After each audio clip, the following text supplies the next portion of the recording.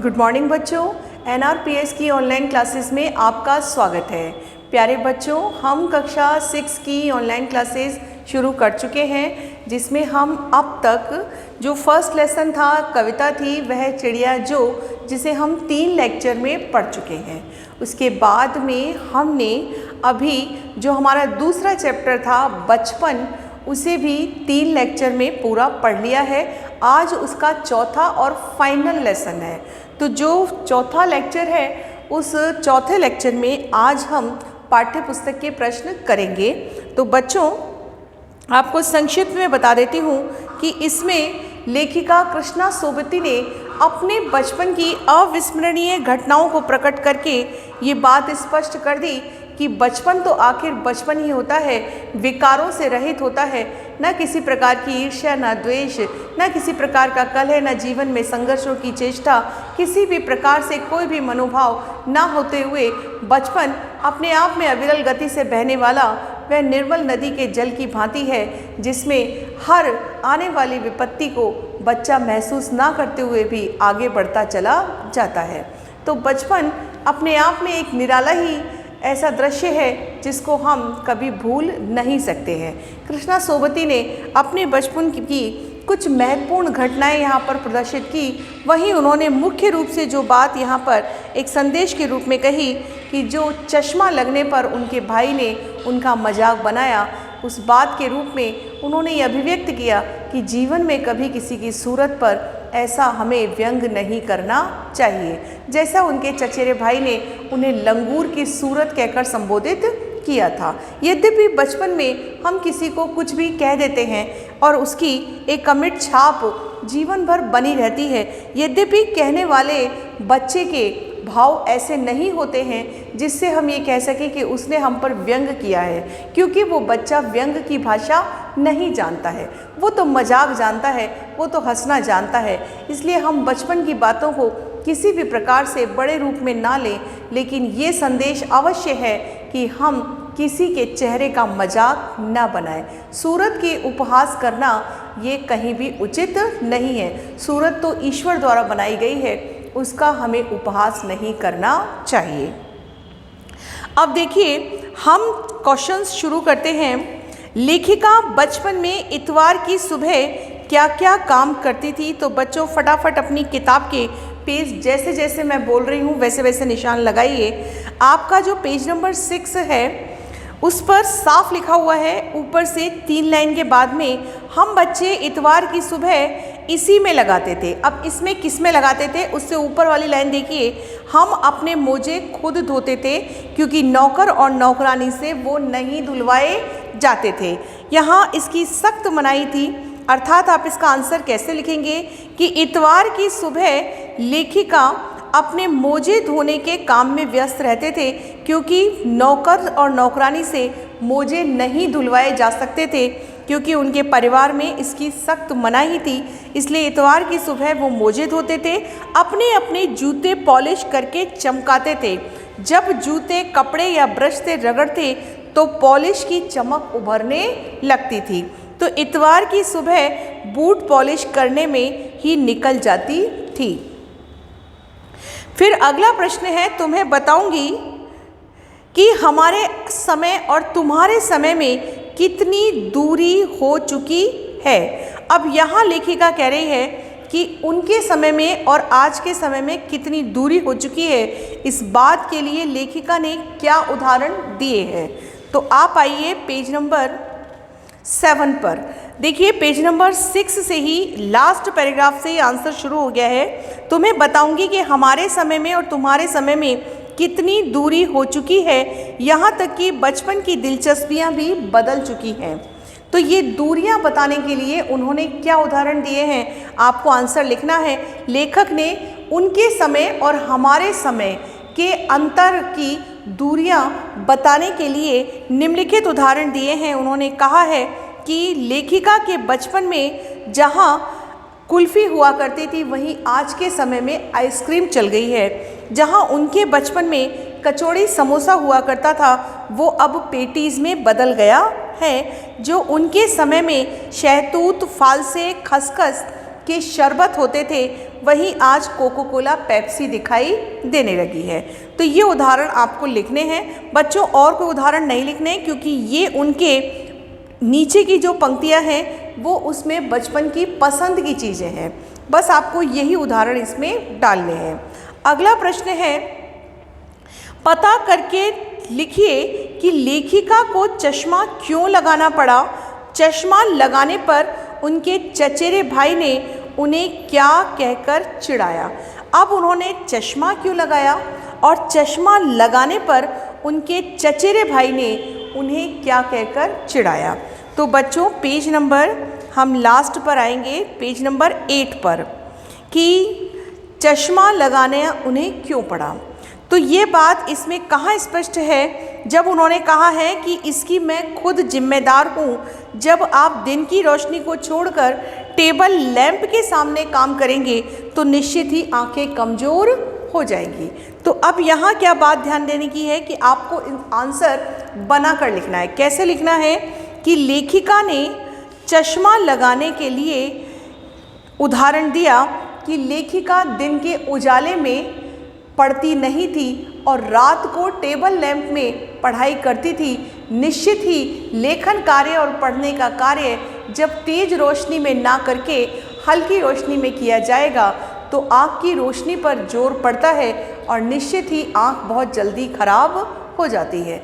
आँख की रोशनी कमज़ोर पड़ जाती है और फिर व्यक्ति को चश्मा लगाना पड़ता है। ऐसा ही लेखिका के साथ हुआ क्योंकि वो भी दिन की रोशनी को छोड़कर रात को टेबल लैंप में पढ़ा करती थी, जिससे उनकी आंखें कमज़ोर हो गईं और जब उनकी आंख पर चश्मा लग गया तो उनके चचेरे भाई ने उनसे कहा कि आंख पर चश्मा लगाया ताकि सूझे दूर की, यह नहीं लड़की को मालूम सूरत बनी लंगूर की।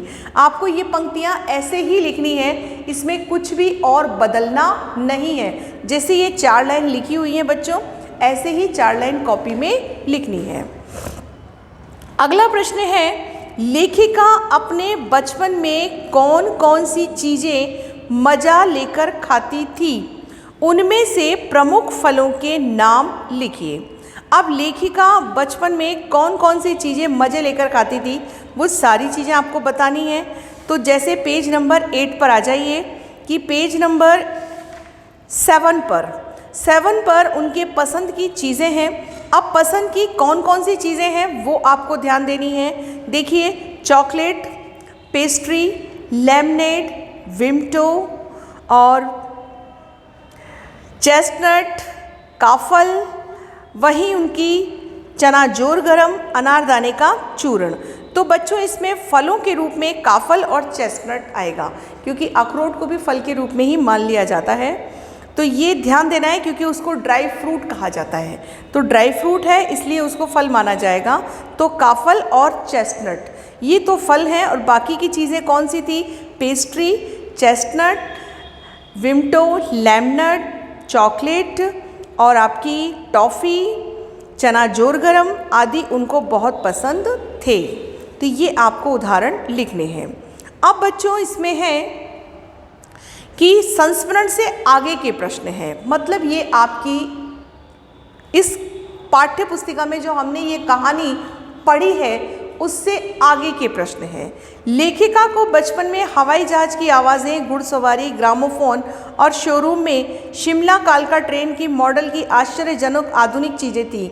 आज क्या क्या आश्चर्यजनक आधुनिक चीज़ें हैं जो आपको आकर्षित करती हैं। तो बच्चों यहाँ जो आपको आकर्षित करती हैं उन्हीं चीज़ों के नाम लिखने हैं। मैं अपनी चीज़ें नहीं बताऊंगी, आप भी तो अपना बचपन जी चुके हैं। जो चीज़ें आपको अपनी ओर खींचती हैं आपको उन चीज़ों के नाम लिखने चाहिए। बच्चों ये प्रश्न कॉपी में करने भी अनिवार्य नहीं है, लेकिन आपको इन प्रश्नों का उत्तर ढूंढना अवश्य चाहिए क्योंकि कहीं ना कहीं ये आपके मन में प्रश्न को जागृत करते हैं। अपने बचपन की कोई मनमोहक घटना याद करके विस्तार से लिखिए। हाँ, ये आपको अवश्य लिखनी है क्योंकि बड़ी क्लासेस में ऐसे निबंध भी या ऐसे संस्मरण भी निबंध के रूप में आ जाते हैं जिसमें आपको अपने बचपन की कोई घटना याद होनी चाहिए। यदि आप ऐसे बचपन की कोई घटना याद करके कॉपी में लिखेंगे तो निश्चित ही आपको ऐसे निबंध और अनुच्छेद लिखना आ जाएगा। अब अनुमान और कल्पना के जो भी प्रश्न हैं बच्चों वो प्रश्न आपके खुद के जानने के हैं। आजकल नेट, वेबसाइट, गूगल पे इस तरह की बहुत सारी सुविधाएं उपलब्ध हैं जिनसे आप तुरंत ही ऐसे अनुमान और कल्पना के प्रश्नों के उत्तर ढूंढ सकते हैं। लेकिन अनुमान और कल्पना का तात्पर्य ये होता है कि आप किसी से पूछे नहीं, बल्कि खुद ही अनुमान लगाएं, खुद ही कल्पना करें, क्योंकि अनुमान और कल्पना स्वयं का होता है, वो किसी दूसरे के द्वारा बताया गया नहीं होना चाहिए। तो इसमें जैसे प्रश्न है कि 1935 से 40 के लगभग लेखिका का बचपन शिमला के अधिक दिन गुजरा। उन दिनों में शिमला के विषय के जानने का प्रयास करो। तो उन दिनों के बारे में आप जो कुछ भी जानेंगे तो शिमला की स्थिति क्या थी ये आपको गूगल पे मिलेगी। लेखिका ने, अब बच्चों आप कहेंगे कि गूगल पे हम देखें शिमला पहाड़ों की रानी है, उस समय भी पहाड़ों की रानी था, ये सारा बचपन आपको इसमें दिखाई दे रहा है। तो 35 से 40 के बीच में निश्चित ही शिमला की यही जानकारी थी, आपको ढूंढने की भी ज़रूरत नहीं है, सब पाठ्य पुस्तिका की इस कहानी में लिखा हुआ है। जो कुछ भी लेखिका ने बताया है, घोड़ों का वर्णन है, वहाँ की टोपियों का वर्णन है, वहाँ के खाद्य पदार्थों का वर्णन है, वहाँ के सैंडल पार्क जो उसका वर्णन किया है उसका वर्णन है, सूर्यास्त का वर्णन है, वो सब शिमला का ही तो वर्णन है, इसको भी आप लिख सकते हैं। लेकिन ये प्रश्न आपको कॉपी में करने अनिवार्य नहीं है। लेखिका ने इस संस्मरण में सर्वर के माध्यम से अपनी बात को बताने की कोशिश की है, लेकिन सर्वर का कोई परिचय नहीं दिया। अनुमान लगाओ कि सर्वर कौन हो सकता है। तो बच्चों पाठ पढ़ाते हुए मैंने आपको बता दिया था कि सर्वर उनका कोई मित्र हो सकता है, सर्वर उनका कोई सगा संबंधी हो सकता है, कोई भाईबंध हो सकता है, कोई भी हो सकता है। लेकिन जब पाठ में इसका वर्णन नहीं किया गया तो हम केवल अनुमान ही लगाएंगे, और हमें अनुमान लगाने के लिए ही लेखक ने कहा है। अब बात करते हैं बच्चों, हम निबंध, ये भाषागत जो प्रश्न हैं इनकी बात करते हैं कि भाषागत प्रश्नों में हमको क्या करना है। आज हमको भाषागत प्रश्न में बच्चों विशेषण समझना है, क्योंकि इसमें विशेषण से ही संबंधित प्रश्न है। तो हम बात करते हैं विशेषण की।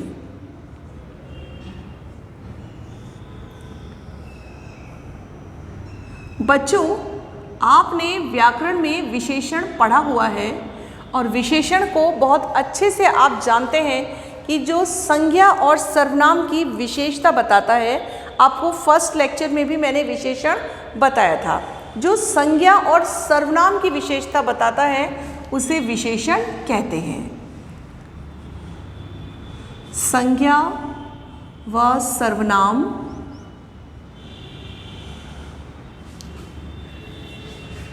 की विशेषता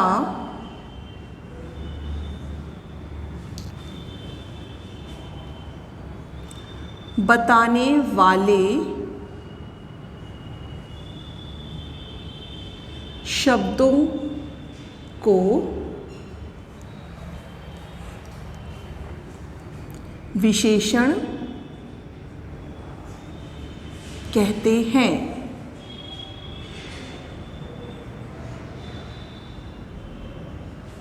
तो संज्ञा और सर्वनाम की जो विशेषता बताते हैं उन शब्दों को हम क्या कहते हैं, विशेषण कहते हैं। तो यहाँ मुख्य बात है बच्चों, ध्यान दीजिए, मैं मुख्य बातों को अंडरलाइन भी करती हूँ, ये भी प्रैक्टिस आपको करनी चाहिए, क्योंकि अंडरलाइन करने से आपका उत्तर प्रभावी हो जाता है। अब ये संज्ञा और सर्वनाम की जो विशेषता बताते हैं ये कुल मिलाकर 4 प्रकार के होते हैं। इसके 4 भेद हैं। विशेषण के जो भेद हैं वो 4 हैं, और 4 भेद क्या हैं? पहला भेद है गुणवाचक, जो हमने फर्स्ट लेक्चर में पढ़ा था। फिर दूसरा है, ये पहला था, ये दूसरा है। दूसरा है परिमाणवाचक,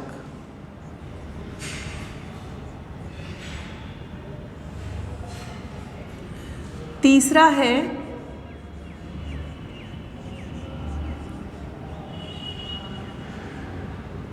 संख्यावाचक, चौथा है सार्वनामिक,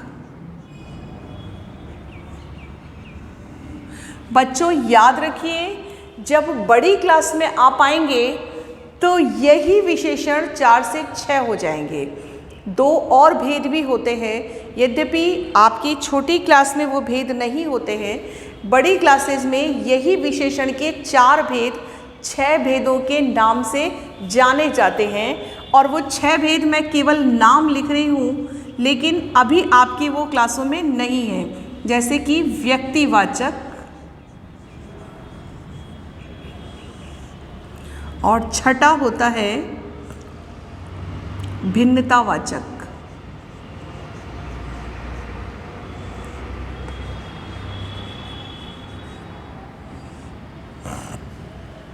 ये भी विशेषण के ही भेद होते हैं, लेकिन ये विशेषण के भेद अभी आपकी क्लास में नहीं है, तो इन पर ध्यान नहीं देना है, क्योंकि ये भेद जो हैं ये बड़ी क्लासेस में आपको पढ़ने को मिलेंगे। तो हम जो पढ़ रहे हैं बच्चों, उस पर ध्यान देना है आपको कि यहाँ हम क्या पढ़ रहे हैं। तो पहला प्रश्न है कि क्रियाओं से भाववाचक संज्ञाएं बनती हैं, जैसे मारना से मार, काटना से काट, हारना से हार, सीखना से सीख, पलटना से पलट, हड़पना से हड़प आदि भाववाचक संज्ञाएं हैं। तो आपने पूरी कहानी पढ़ी है, इस संस्करण में से कुछ क्रियाएं छांटकर उनसे भाववाचक संज्ञा बनानी है। तो बच्चों जैसे इसमें बनी हुई है, बिल्कुल वैसे ही इस पाठ्य पुस्तिका की इस कहानी में भी हमने कुछ ऐसे शब्द पढ़े हैं जिनसे हम भाववाचक संज्ञा बना सकते हैं। जैसे कि इसमें लिखा हुआ है दोहराया, तो दोहराया से शब्द आपका भाववाचक बनेगा दोहराना। तो इस तरह से आप जो भाववाचक संज्ञा हैं वो इसमें से शब्द छांटकर बना सकते हैं। तो ये काम आपको स्वयं करना है, क्योंकि आपको छांट के लिखना है कि कौन कौन से शब्द हैं जिनसे हम भाववाचक संज्ञा बना सकते हैं। अब यदि आप पूरी कहानी को ध्यान से पढ़ेंगे तो जैसे जैसे इसमें पढ़ेंगे वैसे वैसे आपको वो शब्द मिल जाएंगे जिनसे भाववाचक संज्ञा आप बना सकते हैं। बहुत ज़्यादा नहीं मिलेंगे। जैसे कि शब्द लिखा है इतराते, तो इतराते शब्द से आपका जो भाववाचक संज्ञा बनेगी वो बनेगी इतराना। तो इसी प्रकार से आपको इसमें ढूंढना है, आपके ढूंढने से भाववाचक संज्ञा आपको मिल जाएगी। दूसरा प्रश्न है 4 दिन कुछ व्यक्ति 1 लीटर दूध आदि शब्दों का प्रयोग पर ध्यान दो, तो पता चलेगा कि इसमें 4 कुछ 1 लीटर शब्द संख्या या परिमाण का आभास कराते हैं। क्योंकि ये संख्यावाचक विशेषण है, इनमें 4 दिन से निश्चित संख्या का बोध होता है, इसलिए निश्चित संख्या विशेषण इसे कहते हैं। तो बच्चों जो बात इसमें लिखी है मैं बता देती हूँ, क्योंकि हमको यहाँ परिमाण पढ़ना है और संख्या पढ़ना है। बच्चों परिमाण का मतलब होता है जो संज्ञा और सर्वनाम के संज्ञा व सर्वनाम के माप तोल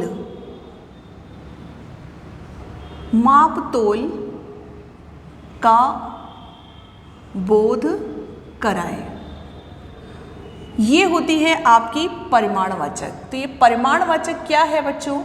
जो संज्ञा और सर्वनाम के माप तोल का बोध कराए, तो उसे हम कहते हैं परिमाणवाचक। जो संज्ञा और सर्वनाम के माप तोल का बोध कराए वह है परिमाणवाचक विशेषण।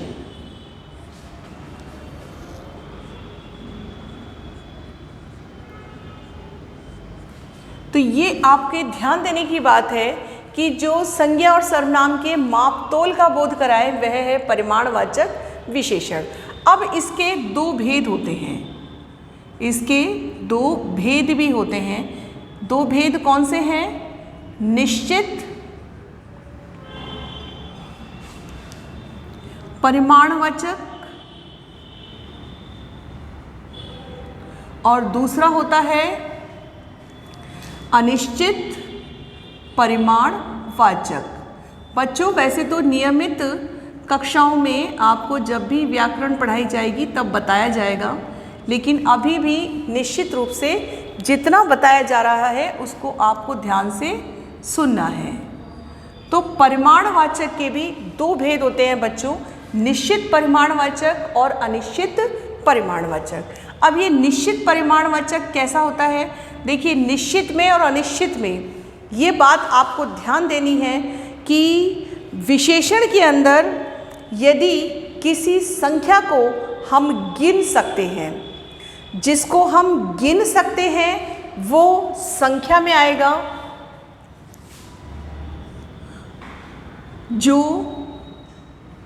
गिना ना जा सके, जिसको हम गिन नहीं सकते, जिसकी गिनती नहीं की जा सकती, वो तो आता है परिमाण में।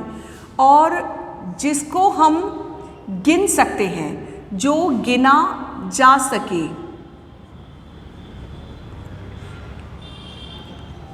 जो गिना जा सके, वह है संख्यावाचक। ये बात आपको विशेष रूप से याद रखनी है, क्योंकि इसके भेद को समझना थोड़ा सा कठिन है, क्योंकि यहाँ भी वही शब्द आपको अनिश्चित में मिलेंगे जो संख्या में अनिश्चित में मिलेंगे। बहुत माइनर सी आपको इसमें कमी दिखाई देगी, तो यहाँ बहुत समझने की बात है। जैसे कि परिमाण का जो निश्चित का उदाहरण होता है वह है बाजार से 2 किलो केले लाओ, केले लाओ। तो ये तो उदाहरण हो गया निश्चित परिमाणवाचक का। और वहीं अनिश्चित परिमाणवाचक का उदाहरण क्या हुआ बच्चों?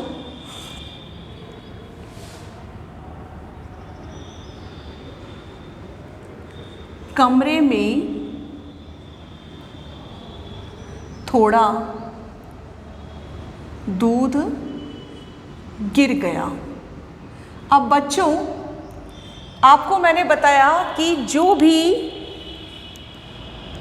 वस्तु जिसको गिना नहीं जा सकता उसको हम अनिश्चित परिमाणवाचक में रखेंगे, जिसको आप गिन नहीं सकते।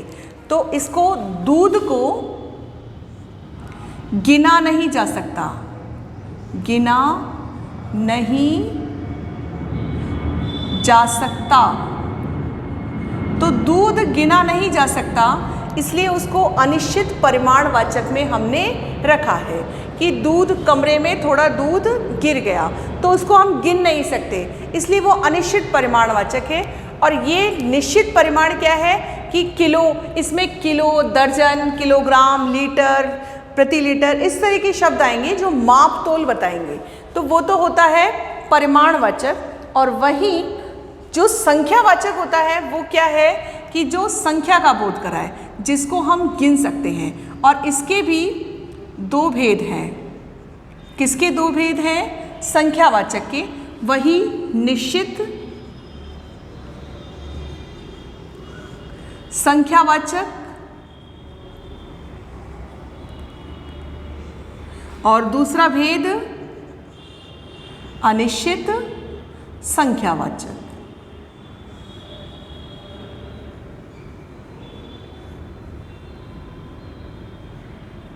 तो यही बात बच्चों यहाँ कही गई है, वही निश्चित संख्यावाचक है और वही अनिश्चित संख्यावाचक है।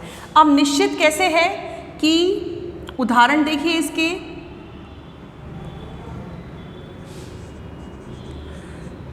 कक्षा में 30 विद्यार्थी हैं, तो 30 जो शब्द है ये निश्चित संख्यावाचक का उदाहरण है कि 30 यहाँ पर जो है ये निश्चित संख्यावाचक का उदाहरण दे रहा है। अब अनिश्चित का उदाहरण देना है हमें, तो अनिश्चित का उदाहरण कैसे देना है? दूसरा भेद देखिए।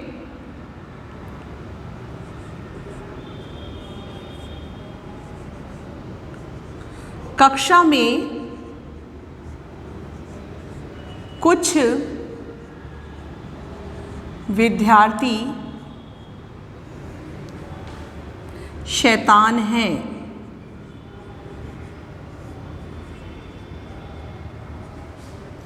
तो देखिए शब्द वही है, कुछ और कुछ, थोड़ा, बहुत, अधिक, ऐसे शब्द ही आएंगे अनिश्चित में। लेकिन याद क्या रखना है कि परिमाणवाचक में हम गिन नहीं सकते। दूध को कैसे गिनेंगे?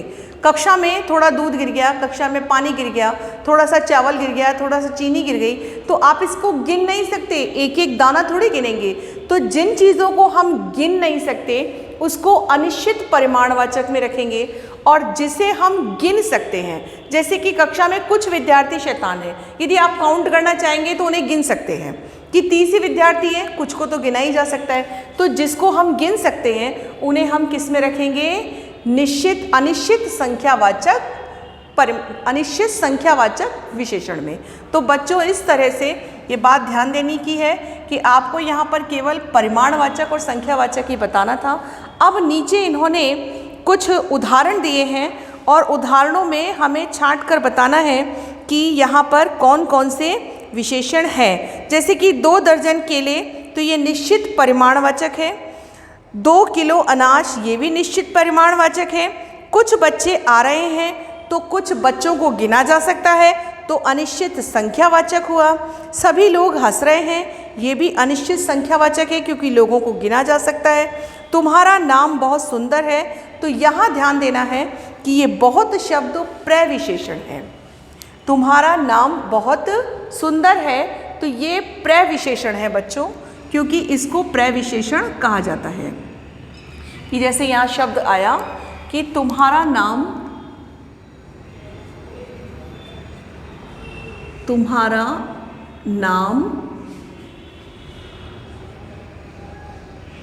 बहुत सुंदर है, तो सुंदर तो आपका विशेषण हुआ और बहुत शब्द आपका हुआ प्रविशेषण। याद रखिए, जो विशेषण की भी विशेषता बताता है उसे प्रविशेषण कहते हैं। तो बहुत शब्द यहाँ प्रविशेषण है।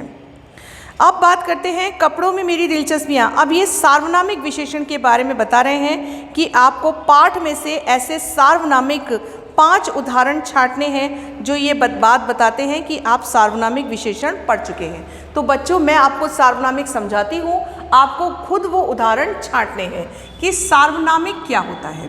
बच्चों सार्वनामिक का मतलब है कि जो संज्ञा विशेषण में, सार्वनामिक विशेषण वो है कि जो संज्ञा और सर्वनाम के माध्यम से उसमें किसी की ओर संकेत करता है। मतलब सार्वनामिक विशेषण में वही विशेषण सार्वनामिक विशेषण कहलाता है जिसमें सर्वनाम शब्द होते हैं और वो किसी की ओर संकेत करते हैं, क्योंकि इस सार्वनामिक का मतलब ये है संकेत करना।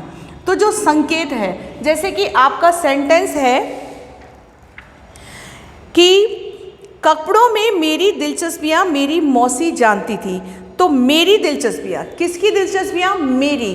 तो सर्वनाम शब्द क्या होते हैं बच्चों? सर्वनाम शब्द बहुत सारे होते हैं। सर्वनाम के अच्छे से आपको पता है कि सर्वनाम के 6 भेद होते हैं। सर्वनाम के 6 भेदों में पुरुषवाचक सर्वनाम, प्रश्नवाचक सर्वनाम, फिर आपका निश्चयवाचक, निश्चयवाचक, आपके पुरुषवाचक, अनिश्चयवाचक, निश्चयवाचक, निजवाचक, इस तरह से जो उसके 6 भेद हैं वो सर्वनाम के 6 भेद यहाँ पर सभी काम में आएंगे। अब जैसे कैसे शब्द आएंगे इसमें? यह आम का पेड़ है,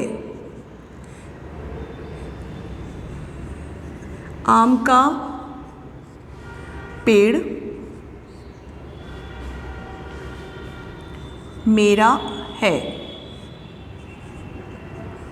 अब यहाँ यह आम का पेड़, तो यहाँ मेरा शब्द जो है ये आपका सार्वनामिक है, क्योंकि ये संकेत कर रहा है। सार्वनामिक का मतलब है बच्चों संकेत करना। सार्वनामिक यानी संकेत। तो ये ध्यान देने की बात है कि ये संकेतवाचक विशेषण भी कहलाता है। कई किताबों में सार्वनामिक को संकेतवाचक विशेषण के रूप में जाना जाता है।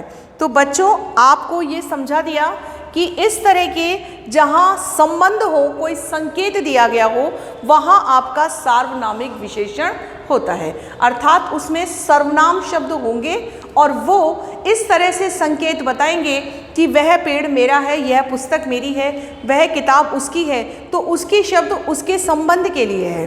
तो जहाँ सर्वनाम शब्द होंगे, क्योंकि आप जानते हैं कि सर्वनाम शब्द संज्ञा के स्थान पर प्रयुक्त होते हैं, तो ऐसे शब्द जो सर्वनाम के शब्द हैं, जब वो विशेषण में किसी की ओर संकेत करते हैं तो वो शब्द सार्वनामिक विशेषण कहलाते हैं। तो बच्चों, यहाँ हमने भाषागत प्रश्न पूरे कर लिए हैं। अनुमान और कल्पना से प्रश्न जो 2 दिए गए हैं वो आपको करने अनिवार्य नहीं हैं, क्योंकि इसमें जो अनुमान है वो आपको पाठ्य पुस्तक पढ़ाते समय मैंने ये बता दिया था कि उसका आपकी कहानी से कोई अधिक सरोकार नहीं है, क्योंकि सर्वर शब्द का उल्लेख उन्होंने किया है लेकिन बताया नहीं है।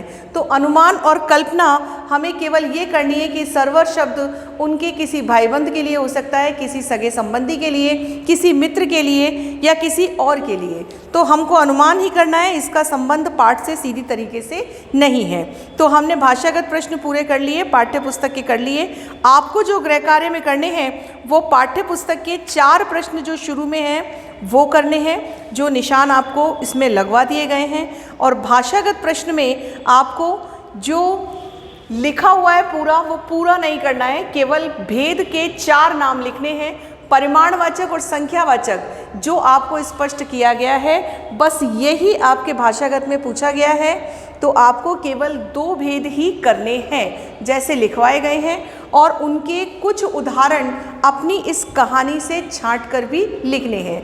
तभी आपको ये बात समझ में आएगी कि आपको विशेषण के ये दोनों भेद समझ में आए या नहीं आए। यदि और भी कोई प्रश्न आपके मस्तिष्क में उभरता है भाषा से संबंधित या कहानी से संबंधित, तो नियमित कक्षाओं के दौरान आप वो पूछ सकते हैं। अभी कॉपी में उन प्रश्नों को लिख कर रखें। धन्यवाद।